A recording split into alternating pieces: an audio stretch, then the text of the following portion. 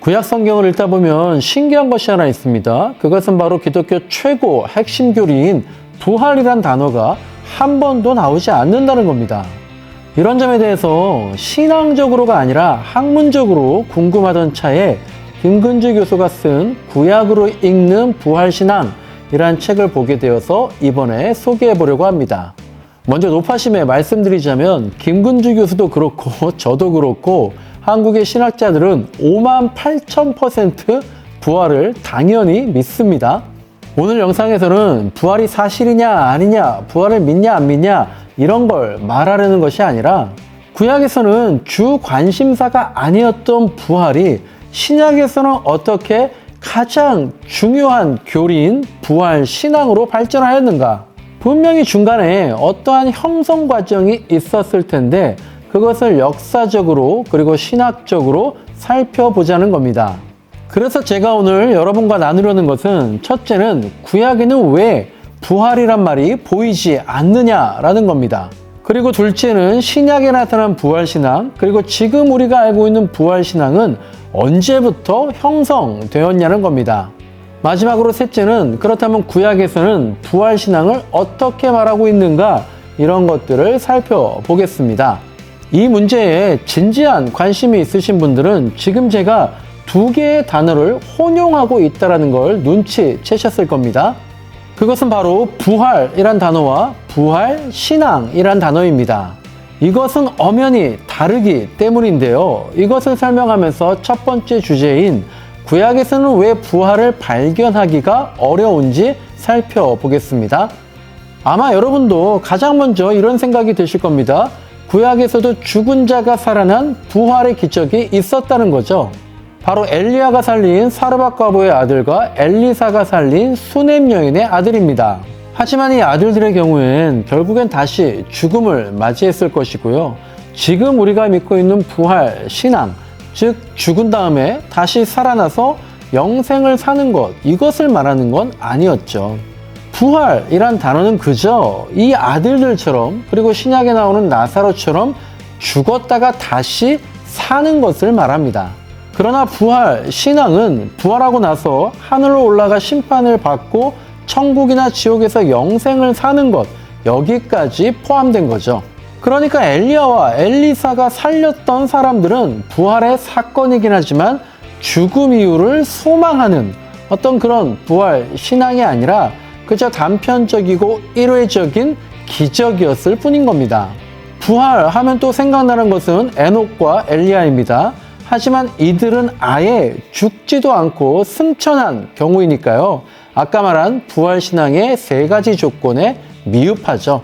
우리가 종종 부활을 말하고 있다라는 본문이란 것들, 예를 들면 이사야 26장에 죽은 사람들이 다시 살아날 것이다 라는 예언이나 에스겔서 37장의 마른 뼈의 환상 같은 것들도 지금 우리가 알고 있는 부활 신앙과는 거리가 있는 것들입니다.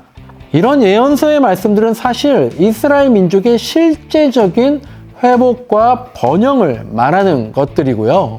그런 면에서 구약 성경의 관심은 죽음 이후의 내세가 아니라 지금 이 땅에서의 현실에 집중되어 있다라고 하는 것이 신학자들의 공통된 견해입니다. 그래서 장신대 윤철호 교수도 이렇게 말합니다. 기원전 2세기를 전후해서 부활 사상이 변하기 시작했다는 건데요. 기원전 2세기 이전에는 민족의 회복을 상징하는 묵시적인 은유였다면 기원전 2세기 이후에야 개인의 부활을 의미하는 문자적 의미로 형성되었다는 겁니다. 결론적으로 말씀드리자면 구약에는 부활의 사건은 간혹 있었지만 그것이 부활 신앙까지를 말하는 것은 아니었다는 겁니다. 그런데 구약에서 지금 우리가 알고 있는 부활 신앙과 완벽히 일치하는 표현을 쓰고 있는 곳이 있는데요. 그것이 바로 다니엘서 12장입니다. 다니엘서는 어떤 과정을 거쳐서 다른 구약의 책들과는 다른 부활 신앙이 언급되게 되었는지, 그것이 바로 오늘 말하려는 두 번째 주제입니다. 즉 신약에 나타난 부활신앙, 지금 우리가 알고 있는 부활신앙은 언제부터 형성되었느냐라는 겁니다. 다니엘 12장 2절 말씀을 한번 보겠습니다. 땅의 티끌 가운데에서 자는 자 중에서 많은 사람이 깨어나 영생을 받는 자도 있겠고 수치를 당하여서 영원히 부끄러움을 당할 자도 있을 것이며. 김근주 교수는 이 책에서 이 본문에 대해서 이렇게 말합니다. 구약 성경에서 부활신앙을 보여준다는데 논쟁의 여지가 없는 본문이 다니엘서 12장 2절이다. 이 본문은 문자 그대로 죽었다는 점을 적시하며 부활에 대해 언급하고 다시 죽는 것이 아니라 영원한 생명을 누리게 된다고 언급하는 등 부활 본문의 중요한 요소들을 확실하게 담고 있다. 그렇습니다. 그러니까 이것은요, 단지 부활 사건이 아닌 부활 신앙이 다니엘서가 기록된 시기에 형성되었다는 것을 말합니다. 많은 학자들이 다니엘서 후반부인 8장부터 12장은 기원전 2세기 전후에 기록된 것으로 봅니다. 아까 윤철호 교수가 말한 기원전 2세기를 기해서 부활 사상의 개념이 바뀐 시기에 바로 다니엘서 후반부가 기록된 겁니다. 그 기원전 2세기 중엽에 이스라엘은 마케도니아의 알렉산더 대왕이 죽은 후에 등장한 셀류큐스 왕조의 안티오코스 4세 에피파네스로 인해서 엄청난 박해를 받는 때였습니다. 그래서 다니엘 11장과 12장은 당시의 탄압과 핍박과 순교를 기록하고 있고요. 또 같은 시기를 기록한 가톨릭 외경에 포함된 마카베오 하에서도 그런 박해의 역사들이 기록되어 있습니다. 우리가 흔히 신구약 중간기라고 말하는 제2성전기, 그 중에서도 기원전 3세기부터 1세기의 이스라엘은요, 엄청난 순교의 역사를 맞이합니다. 애굽에서 노예로 있을 때나 바벨론의 포로로 있을 때에는 겪어보지 못한 야훼 하나님에 대한 믿음을 고백하면 화형이나 십자가형으로 죽게 된 겁니다.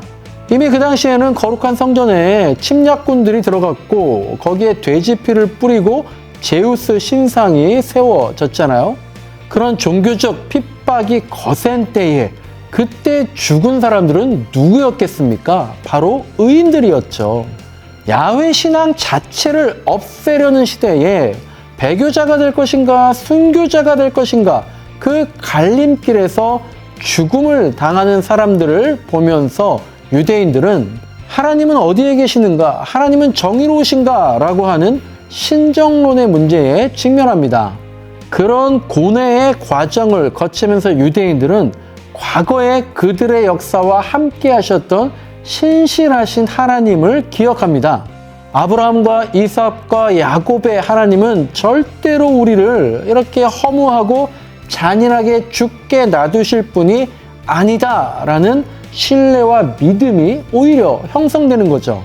저렇게 죽어도 분명히 다른 보상이 있을 거야. 그리고 아까 구약에서 있었던 부활과 승천의 단편적인 사건들, 그리고 다시 살 것이라는 예언들을 떠올리게 되는 겁니다. 거기에 더해서 페르시아의 내세관과 영원한 실제를 말하는 헬레니즘의 영향을 받아서 민족의 회복이라는 부활 사상이 개인의 부활이라는 부활 신앙으로 형성되기 시작한 겁니다. 그래서 이런 내용들이 다니엘서를 비롯한 당시 문헌에 포함되기 시작했던 거고요. 외경인 마카베오서와 비슷한 시기에 쓰여진 유다 언약서라는 책을 보면 이런 내용의 글이 있습니다. 벨리알은 영원한 불로 던져지지만 고통 가운데 죽은 이들, 주님 때문에 죽은 이들도 다시 살아나게 된다. 그리고 서기 1세기의 요세푸스는 이런 중요한 기록을 남기는데요.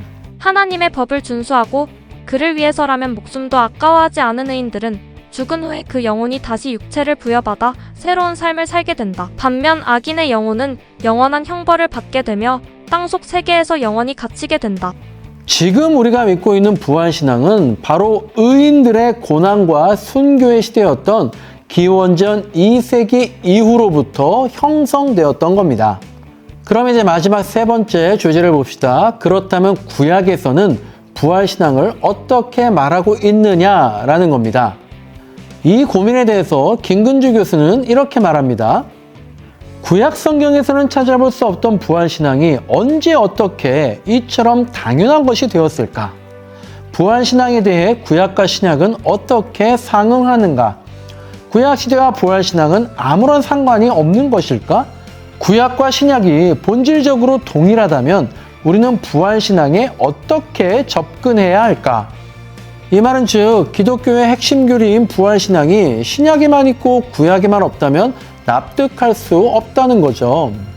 결론만 말하자면 김근주 교수는 이렇게 자답합니다. 좁은 의미의 부활신앙이 죽음 이후에 육체 부활을 믿는 신앙이라면 넓은 의미의 부활신앙은 자기 스스로의 가능성이 아니라 살아계신 하나님을 믿고 그분의 약속을 어떤 어려움에도 굳게 붙잡는 것이라고 할 수 있다.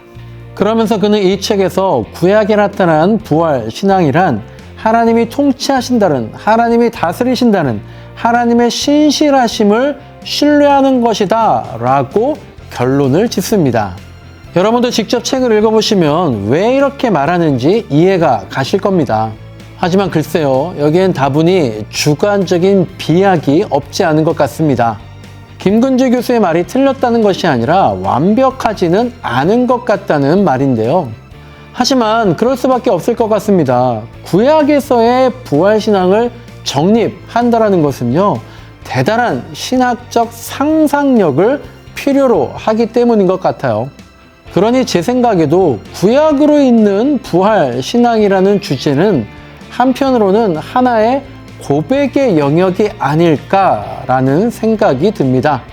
이 책 구약으로 있는 부활신앙은 두껍지 않고요. 그리고 중간에 약간을 제외하고는 어렵지 않습니다. 그럼에도 구약의 여러 본문과 원어적인 의미를 납득할 수 있도록 잘 설명해 줍니다. 짧은 이 영상에서는 다 말할 수 없는 풍성한 내용이 이 책에 담겨 있습니다. 이 영상에서는 중요한 요점만 다뤘지만 구체적인 논거의 과정이 그리우신 분들은 이 책을 진지하게 정독하기를 정말 추천합니다. 정답을 위한 과정이 아닌 과정을 통한 정답을 찾는 분이라면 수많은 생각의 꼬리가 이어질 것입니다. 이상 1월 1책 김근주 교수의 구약으로 읽는 부활신앙이었습니다. 감사합니다.